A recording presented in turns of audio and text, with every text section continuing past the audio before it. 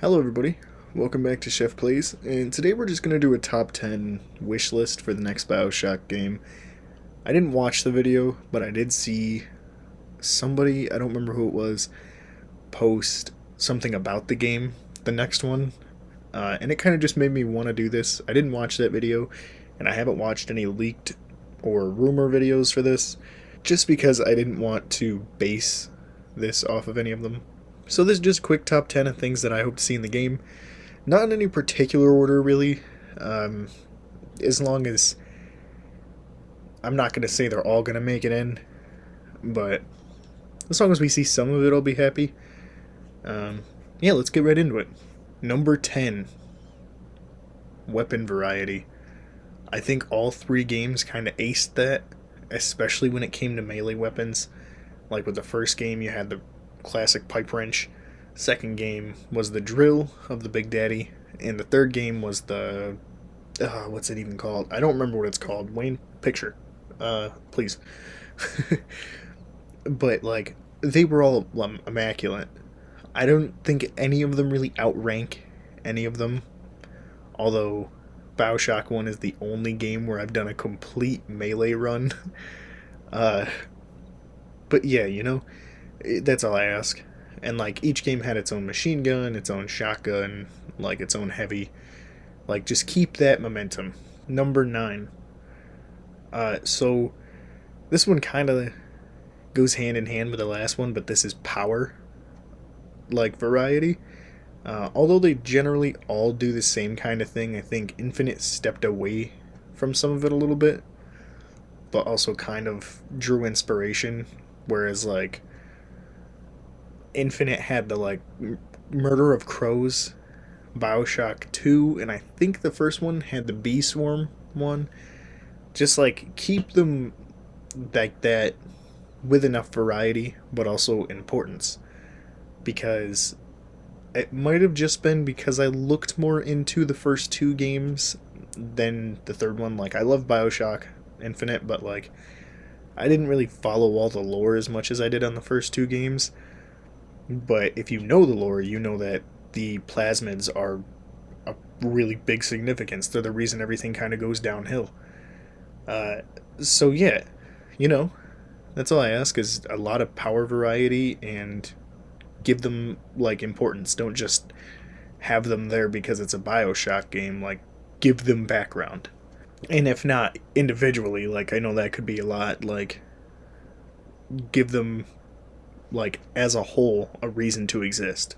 Number 8, a good main character, because even though the first two were silent, they both had really good stories. Like, and not that Booker didn't. Booker had a good story too. And actually, I take it back. I did see a little bit of lore on that. His whole story is so confusing, and like, it deals with time travel. So right there, it's already like a mess, but in a good way, and just keep that. Like Elizabeth is a main character, but like good guys, I mean she's a good guy for the most part. Yeah, just good main character story. I hope you would be able to keep up with that, because like I said, the first two games they didn't even talk and they had good story. You know what I mean? Number 7, speaking of good story, a good story. All three of them have memorable stories. And like I said, with Infinites, there's a lot of time travel, so that one is harder to remember pace for pace. But like, BioShock as a whole is liked because it has good story and like good gameplay. So like, just keep that, That's an important thing. I worry about the story with the only rumor I've really seen is it being open world. But I'll get into that. Number 6, a memorable villain. All the villains in the BioShock games have been like memorable. Comstock, Sophia Lamb, Fontaine, Andrew Ryan, like all of them hit the nail on the head. They're good villains. They have good backstory. They have good like just demeanor. Like their characters are fleshed out. They're incredible. And if you don't know, Comstock is a good villain. A lot of people see him and they're like, eh. Like, they don't really remember him as much. But you find out if you pay enough attention that he's actually Booker, which is why that whole time travel thing is so confusing. I've seen people tear that apart too, but it's still good. Number 5, not too many side quests. That's my worry with this next one being supposedly open world, is too many side quests. BioShock feels like it's meant to be linear. You know, it's meant to tell a message in a story. But I feel like if there's too many side quests, it, like, yeah, I guess it could flesh out the world more and you could get more of the lore. But I liked finding the notes in the little audio logs to fill that out for you. So it was like optional. All those side quests are for the most part in most games optional. I don't want too many. Like, I want to be able to stick to the main story. That may just be me, but I feel like I said BioShock is meant to be a linear experience. Number 4.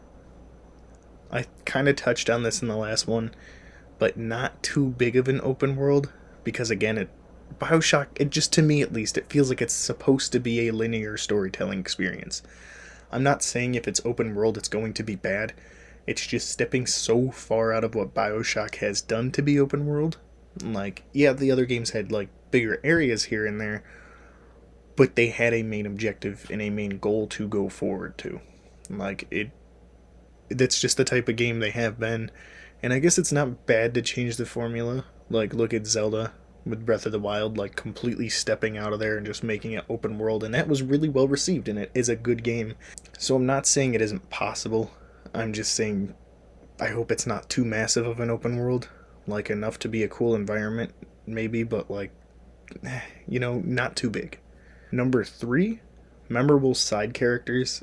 I know this kind of goes against the side quest thing, but when I think of side characters, I think of like Atlas or Tenenbaum or, I might be wrong here, but Finch, the guy from Infinite. Like, you remember them. Granted, I kind of just went against that forgetting his name, but I'm saying as a character, you remember them because they play a crucial role. Like, although they're side characters, they're there for a reason. Don't just have a ton of wandering NPCs. Like, the beginning of Infinite had that, but that was just to fill out the setting. Like, you didn't interact with them, they were there. They looked like they belonged. They felt like they were supposed to be there. They weren't just kind of there. You know what I mean? If that makes sense. Number 2, optional companions.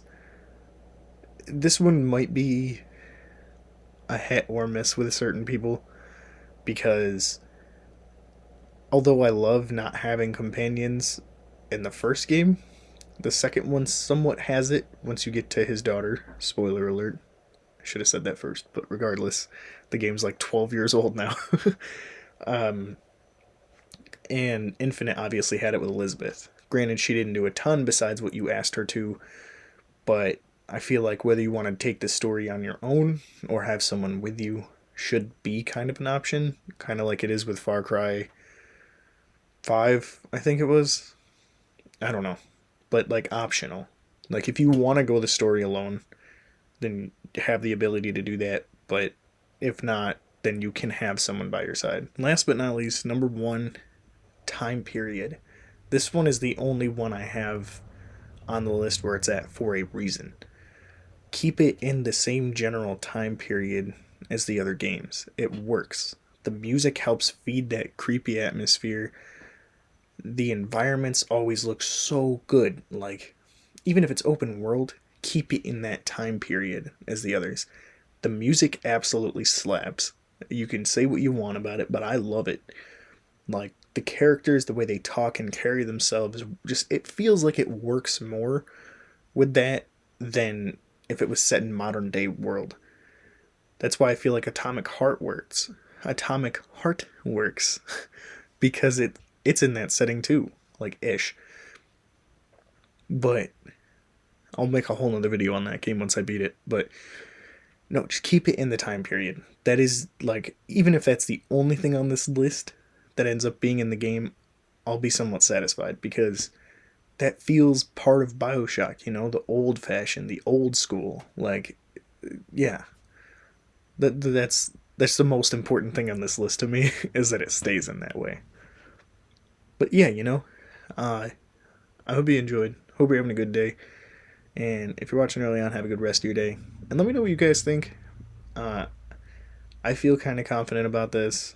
But if you feel any different, or you have different opinions, or there's different things you want to see in the game, let me know in the comments, because I'm super curious on what you guys think. I just hope it's not goofed. I don't want to put all my eggs in one basket just because it's a BioShock game. Even though, like, I've beaten all the games countless times, I'm a little hesitant. Like, the second I saw it was open world, that started to give me some hesitance for it. But, it could be good. Could be a banger. But yeah, just, let me know what you guys think. And, would you kindly have a good day? See ya!